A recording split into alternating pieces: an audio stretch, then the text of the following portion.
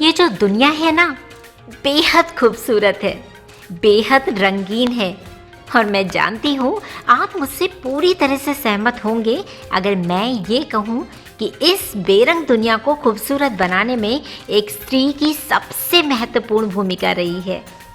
आज बहुत से ऐसे परिवार भी हैं जहाँ स्त्रियों को परिवार के लिए शुभ माना जाता है, पर आप इस बात से भी सहमत होंगे कि हमारे समाज में आज भी कहीं ना कहीं जो सम्मान स्त्री को मिलना चाहिए वो उन्हें नहीं दिया जाता।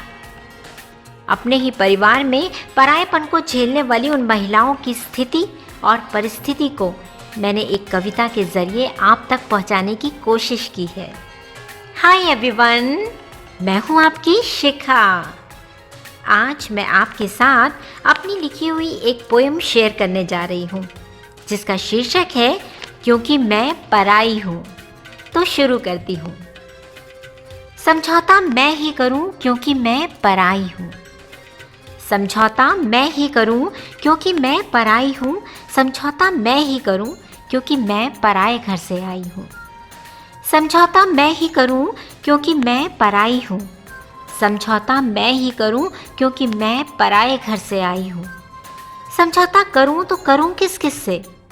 सपनों से करूं या हकीकत से? बचपन से करूं या बचपने से? मन मार कर करूं या मन से ही करूं? औरों के विचारों से करूं या अपने विचार बदल कर करूं? जो भी हो, जैसे भी हो, समझौता तो करना ही होगा। समझौता तो करना ही होगा क्योंकि मैं पराई हूं। समझौता तो करना ही होगा क्योंकि मैं पराए घर से आई हूं। कोई क्यों बदलेगा खुद को मेरी खातिर और क्यों करेगा समझौता समझौतों की खातिर?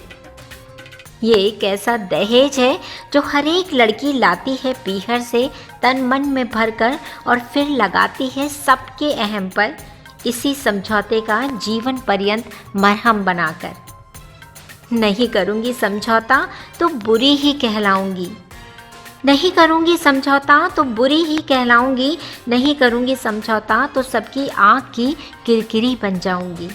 और समझौता मुझे ही करना चाहिए क्योंकि मैं पराई हूँ। समझौता मुझे ही करना चाहिए क्योंकि मैं पराए घर से आई हूँ।